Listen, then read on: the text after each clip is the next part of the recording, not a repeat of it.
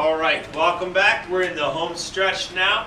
We'll now look at the problems from our Exam 2 review sheet relating to Chapter 15, Acid-Base Chemistry, and I'll wrap up the segment with some final thoughts about the exam, what's on the exam from Chapter 15 in terms of types of questions, and maybe some parting thoughts on preparation for it. Okay? We've got several of the problems lined up and ready to go so that once again we can efficiently get through this material. Our first few problems from this chapter are pretty basic fundamental skills. So we've got a sodium hydroxide concentration in problem 16 that's 2.1 times 10 to the negative 5 molar, and we're asked for the pH of that solution. Well, pH is a measure of H3O, but this is going to give us OH minus, and it's going to give us an OH minus concentration of 2.1 times 10 to the negative 5 molar, because a sodium hydroxide dissociates into a sodium and a hydroxide. Kind of like this marker pen cap combination here. This could be a sodium hydroxide before it's dissolved, then it splits. But notice that one produced one pen and one cap. So if we had 2.1 times 10 to the negative 5 of these sodium hydroxides, we would produce 2.1 times 10 to the negative 5 sodiums and 2.1 times 10 to the negative 5 hydroxides, which are what's important to this problem. Once we get the hydroxide concentration, all right, probably the quickest way to get our answer is to take the negative log of that concentration, because that will be the pOH. So the negative log of 2.1 times 10 to the negative 5 is going to be 4 point something. Let's see. 4.68. And then finally, to finish this off, the pH would be 14 minus the pOH, so that would be 9.32. So that is a basic pH, which makes sense since sodium hydroxide is a base. An alternate way to get this would have been to use the relationship between H3O and OH minus, the fact that their product equals Kw. But it's that relationship that allows us to perhaps more quickly go between the P values, pH and pOH, adding to 14. We use these same ideas in our next problem. Now we're kind of undoing P values to get back to concentrations. So we're given the pH value. Really, we've got two options here as well. I could take pH and go backwards to H3O and then use this relationship to get OH minus.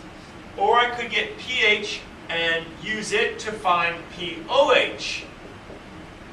Sort of like I did up here for pH though. So that would be 14 minus the 11.45. That'll be 2.55.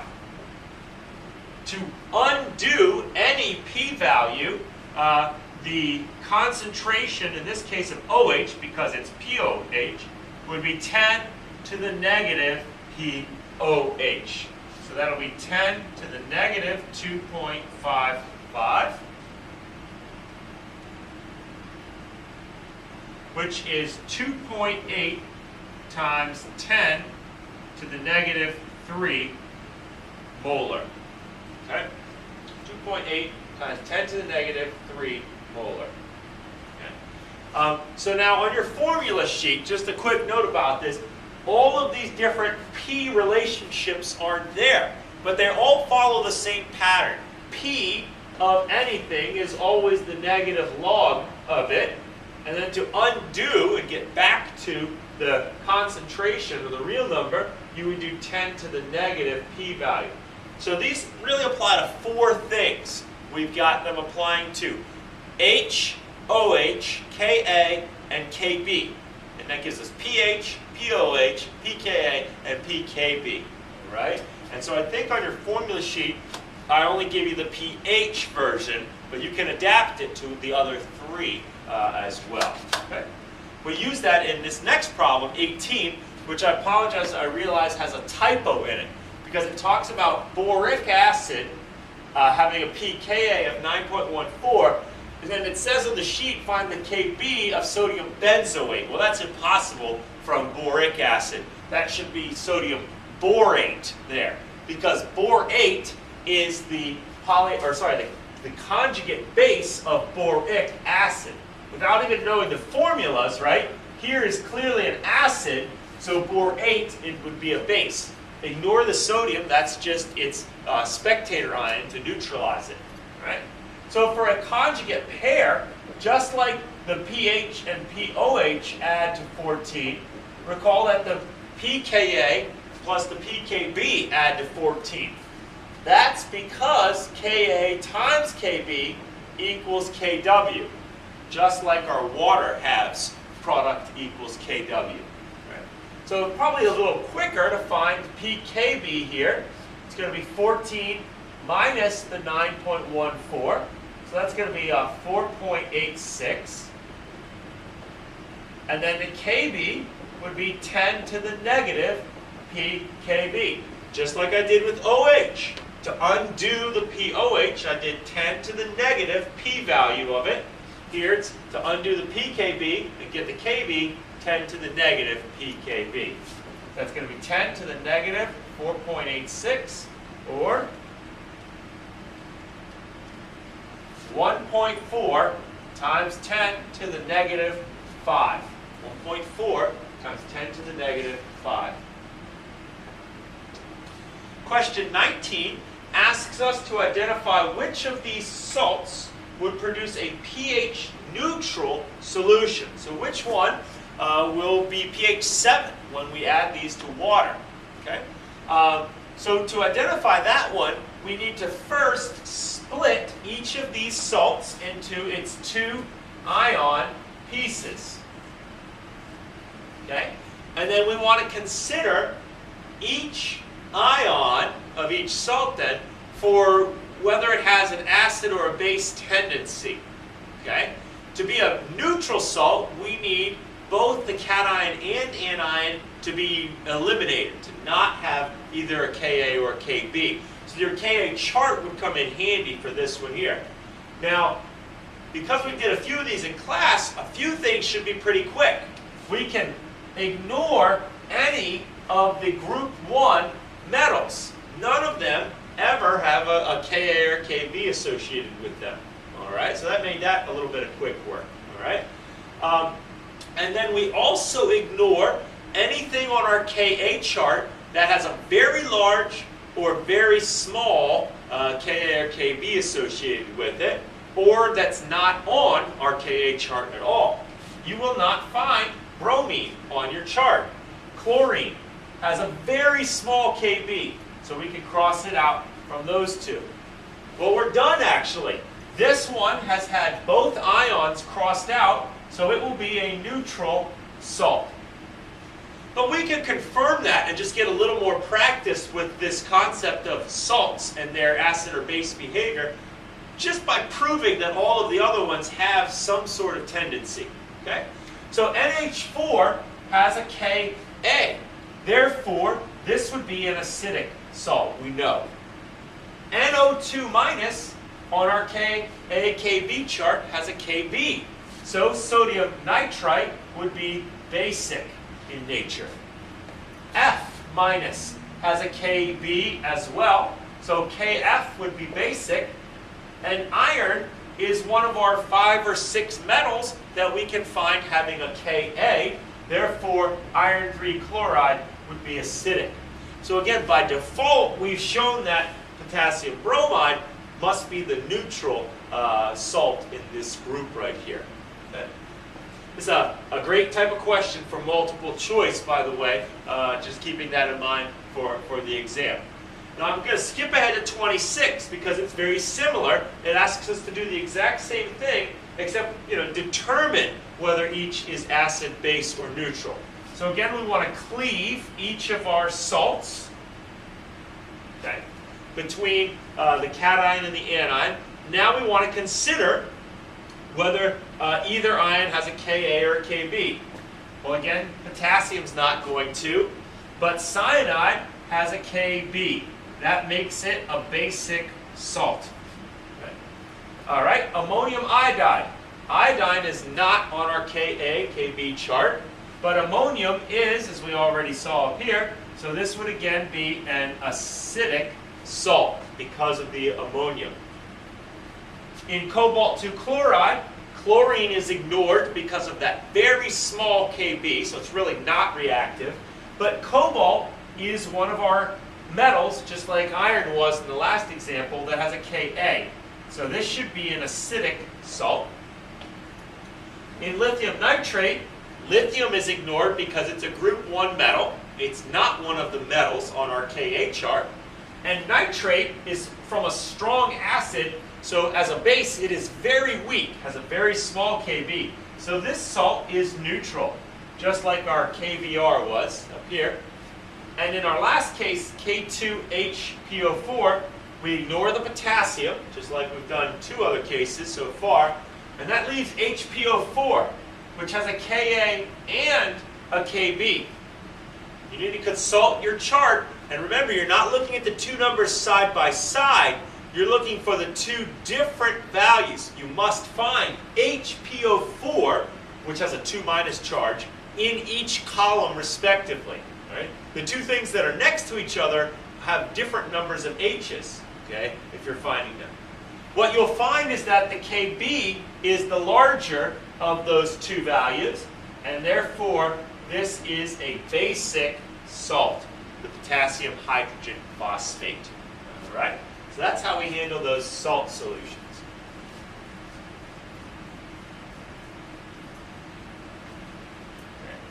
Most of what we have left for the Chapter 15 problems now then relate to the equilibria of weak acids and weak bases.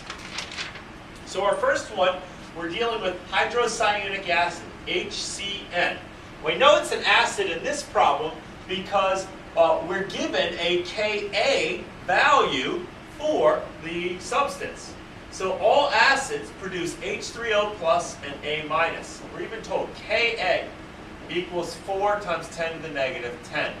So that's a big hint. That's how I knew to write the acid nature of this reaction here. So I'm going to set up an equilibrium table here.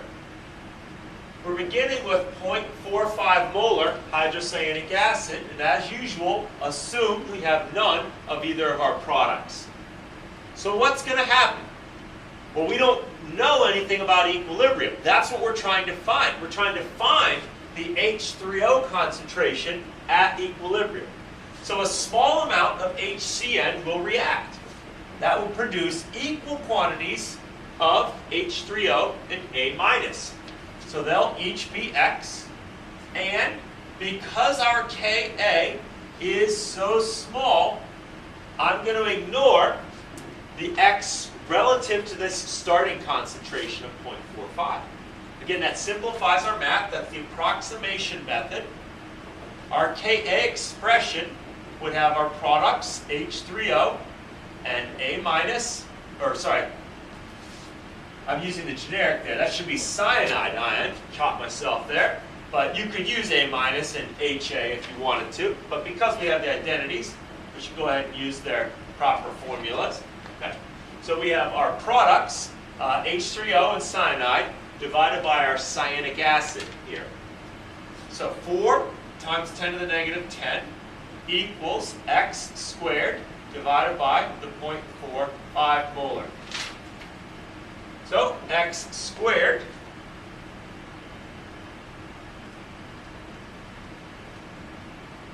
is 1.8 times 10 to the negative 10. And we take the square root of both sides.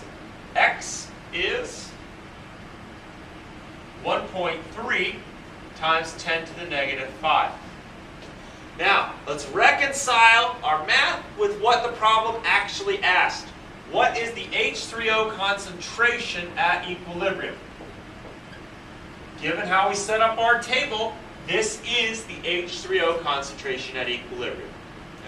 Now, as you've seen from your homework, right, it's very common probably not to ask the problem this way, but to ask the pH. So let's just finish that out, even though that's the answer. what would the pH be? It would just be the negative log of this 1.3 times 10 to the negative 5. So it would be 4.87 if we were asked to find the pH of that.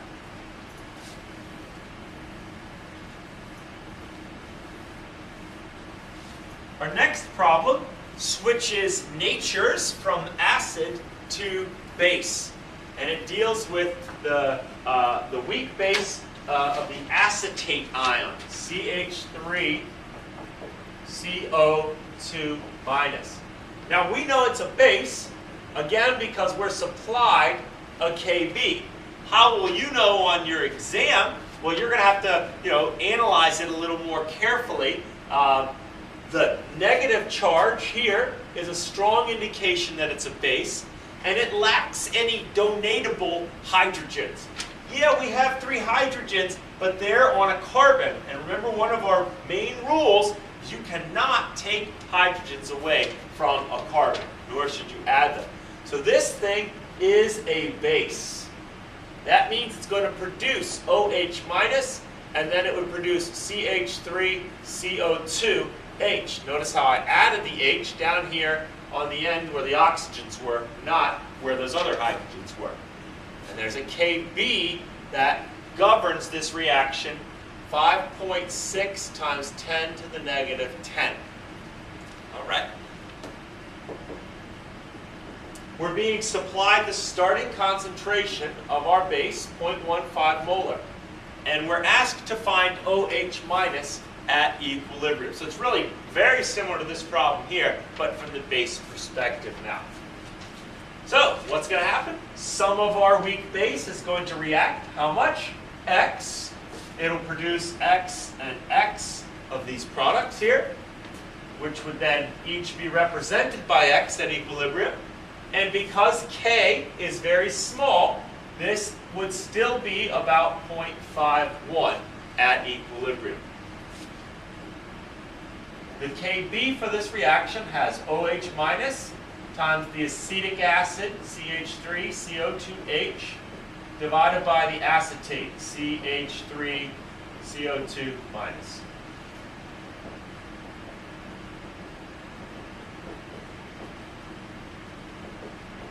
So, plug in the Kb. X times X, X squared, equals over 0.51. And just like we did in the previous problem, multiply the denominator, 0.51 times the 5.6 times 10 to the negative 10. This is 2.856 times 10 to the negative 10.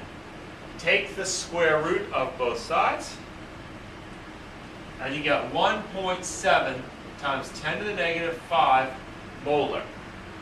Now, think about what that is. X is your H3O, your OH minus, So, that is the answer to the problem.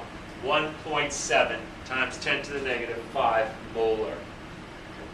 Now again, what's a different way this question might be asked, just to extend this a little bit? Probably would be asked the pH of this. So how would we do that? We would first find the pOH, so negative log of OH, which would be 4.77. And then to finish it off, we would subtract from 14. So that would be 9.23. Okay. Other ways this problem might have varied at the start. I think we saw an example of this in class, 1 or 2. Maybe we would not have been given the Kb.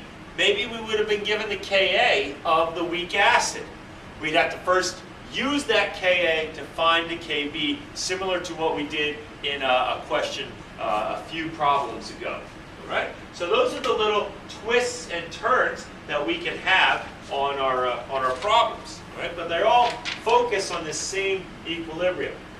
Oh, before I erase too much more of that, I just want to reiterate then the patterns that we have here. So, classic examples. Anytime an acid is in water, you must produce H3O. And the Ka is what governs that equilibrium. and it will feature H3O in its numerator. Okay, so you're going to have it as a product, and you're going to have it in the numerator, you're going to have that A for acid. Anytime something is a base, the reaction will make OH. It will have a KB that you need. Regardless of what information you're given to solve that equilibrium, you need the KB that features that OH as part of it. All right, so you're looking to tie those things together to keep yourself on track, regardless of what, as I said in one of the classes, regardless of what smoke and mirrors might be used in the problem. Okay? Okay. Couple more to go here. What is the pH of 0.015 molar benzoic acid? So again, we're being given a clue that it's an acid. I'm just going to call it HA rather than write out that big formula. In water, it's going to produce H3O plus and A minus, the benzoate ion. The Ka is 6.3 times 10 to the negative 5. So the pH would come from the H3O concentration. So that's what we're really trying to find, is the H3O concentration at equilibrium. We begin with 0.015 molar acid. Again, some will disappear or react away.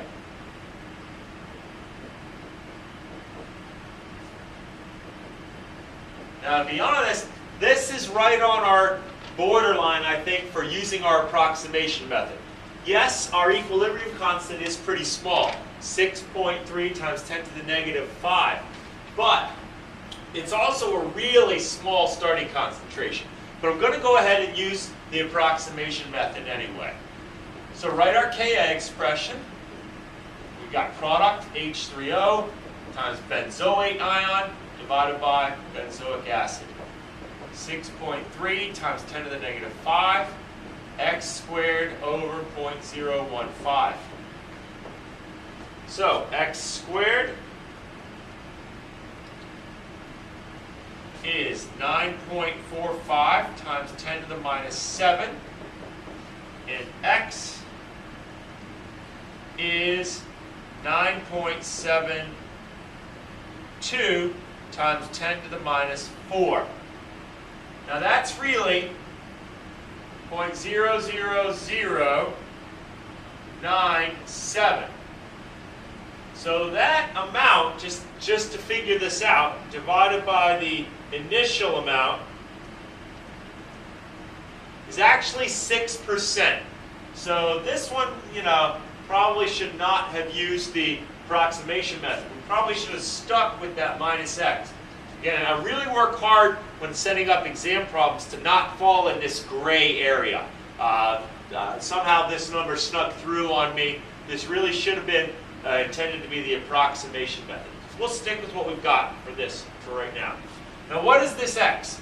It is H3O from our table. And that's important so that we can get our pH then. That's what we're asked for.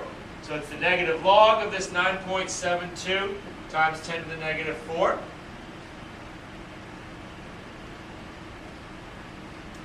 That is 3.01 as the pH of this solution. Okay?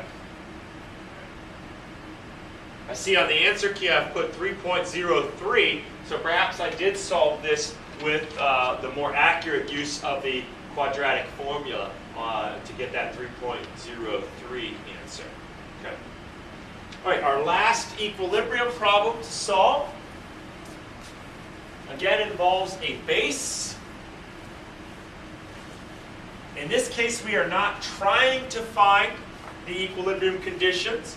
We are using one of them to find the equilibrium constant. So we're told that a trimethylamine is a, find the Kb of this base. So I'll represent it just as B plus H2O gives me OH minus plus BH plus. Okay? Kb is unknown. Now what we do know is the concentration of this base that we started with was 0.050 molar, we would assume starting values of 0 for our products. The other piece of information that we have is the pH. So the pH of the solution would always be measured. It's implied, it's inherently implied that it's at equilibrium. The pH will supply us with the OH concentration at equilibrium because we know that these are all connected. So the pH is 11.24, which means the pOH is 14 minus that value. That should be 2.76. Thus, the OH concentration at equilibrium would be 10 to the negative pOH, 10 to the negative 2.76.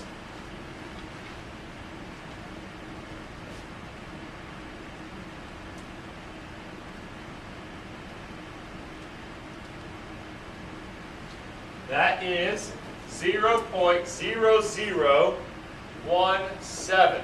If you want to carry an extra sig fig for now, that's probably fine. 174, that'd be molar. So that is how much OH you have at equilibrium now. You get that from the pH measurement. So now this is like one of the problems we were doing in chapter 14 in the last video. If we know any one chemical's starting an equilibrium condition, we can figure out everything else. I mean, how did our hydroxide get from 0 to 00174? If not by increasing by 00174, which means that the conjugate acid would also be increasing by 0.00174, and the base would decrease by 0.00174. So our conjugate acid would have a 0.00174 molar concentration, and our base, 0.5 minus 0.00174, would be 0.048, keeping to the 3 decimal places that it has there. Okay. So it's dropped down a little bit. To find then the Kb, Kb is appropriate for this reaction because it's a base reaction. Hydroxide ion products, BH plus, divided by base. Again, these are your equilibrium values. Okay? So, what is that? 0.00174 squared divided by the 0.048.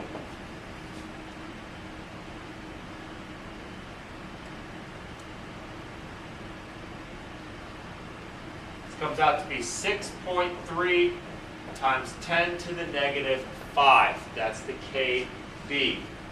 Right? What other things could we do here? Maybe we could be asked, that's the answer, but maybe we could have been asked the pKb. The pKb would just be the negative log of that Kb. So that would be 4.20.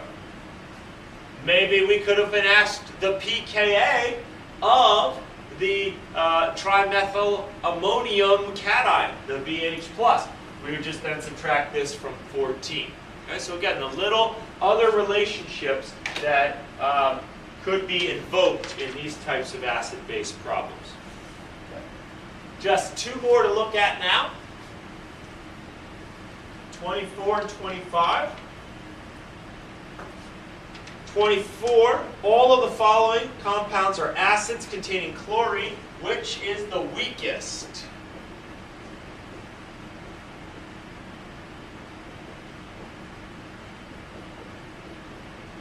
So we covered this on the final sections of chapter 15. There are 2 trends that govern acid strength. One for ternary acids is that the number of oxygens increase, the acids get stronger. All right? So that would certainly make HClO the weakest of the acids with oxygen, at least. And then HCl is in a totally different category, and we know it is not a weak acid. All right? You really should have stuff like that memorized, that some of those signature strong acids like HCl.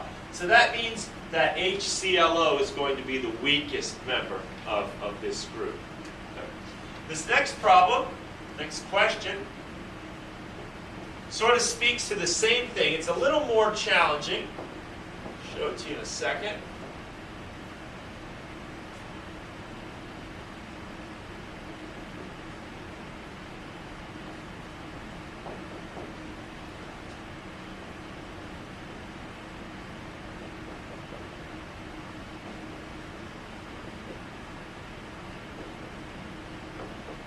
Now some of these things you're looking at them and saying, what the heck, I've never seen those chemicals before. But if you ignore this first one here, look at what happens in the others. We're systematically taking out one hydrogen and replacing it with a bromine. Then another hydrogen and replacing it with a bromine. So see how the hydrogen subscript is going down and the bromine subscript is going up. So what? Well, that's making the molecules get bigger, all right? And that's what this trend is all about. The bigger the rest of the molecule is, the more acidic that species will be, because it'll be more willing to hold on to the electron of hydrogen and release that. So this question is asking, which is the strongest acid? This thing's not even an acid, right? We saw this as a base in a problem that we did just a few minutes ago. So it comes down to these ones right here. This would be the largest of the species because of those three huge bromine atoms that are on there. So this would be the strongest. Another layer of this that I wouldn't necessarily expect you to know at this point is that bromine is what we call an electron withdrawer. It's an electronegative element. It wants to pull those electrons to itself. So that's sort of like a second layer, a bonus adding into that idea of the largest size molecule wins out. Okay? So we already did number 26, so that wraps up the review questions for chapter 15. So let me tell you about the rest of the exam now. So to recap, we've got 8 multiple choice questions from chapter 13, 4, I think, from chapter 14, and that would leave the remaining about 8 to be from chapter 15. If you want ideas of how these ones might be set up, think about problems that we did on this review, like these questions that we just did right here, identifying the nature of a salt, okay, picking the conjugate acid or base of a species, okay, and then the very simple pH calculations. Those quick, easy skills are ones that I think are fair to ask in a multiple choice format. There will again be 3 problems from chapter 15, just like there were 3 problems from each of the other chapters. Again, about 6 or 7 points for each one. If you think about what's available to you, probably a weak acid or base equilibrium where you're given the K value, not like this one here, where you're given the K value and asked to find the pH or pOH. Maybe one like this where you're asked to find the equilibrium constant, okay, or something related to it, the P value, something like that along those lines, okay. Remember, you have available not just pure salts, but you have or not just pure acids or bases, but you have those salts. We did some examples of those. Definitely good to study those and be prepared to work with those in your equilibrium, okay. So that is an overview of the exam itself. Some additional resources for you to consider as you study. In Blackboard, there's an old exam 2. Be forewarned though, it only covered chapter 13 and 14 last semester. If you want some example questions of exam type questions for chapter 15, please look at exam 3 from last semester, specifically questions 3, 4, and 5. Okay, so again, in Blackboard, this would be the fall 2012 exam 3, questions 3, 4, and 5 were material relating to acid-base chemistry in chapter 15. The rest of that exam you want to ignore. That's what we'll be covering in the final section of the course this semester. Okay? Of course, there's worksheets available in Blackboard for each of these chapters as well. I did mention in class that you could look at the Chem 146, CHM 146 acid-base materials. There are 5 videos in that playlist, and they all relate to chapter 15, to acid-base stuff. Okay, so you could just fill yourself with tons and tons of acid-base. Although that's only a third of the exam. Keep in mind, don't overdo it on the acid-base stuff. Okay, you will be given a Ka chart for the exam, so no worries about that. It's the same one that you've seen and that you had a copy of in class. And of course, you'll be given your formula sheet during the exam as well. All right. I'll save you the trouble. You're not getting a periodic table this time because you don't need to do any grams to mole conversions. You may need to use moles, but you will either be given formula weights. I guess that would let you do a gram to mole conversion. But I'm really trying to streamline the problems and focus more on the equilibria concepts and less on the stoichiometry like we had in a few examples in class. Those are great cases, they're more realistic, but the heart of what we learned in this chapter are the equilibria tables and analyzing them from an acid-base perspective, or the equilibrium chapter, just an equilibrium perspective as well. Okay? I hope you've benefited from this video, the 3 videos actually. If you have questions while I'm gone, please feel free to email me. Otherwise, I'll see you for the exam. I'll wish you good luck, and you can watch this as many times as you need to make sure you've got everything right.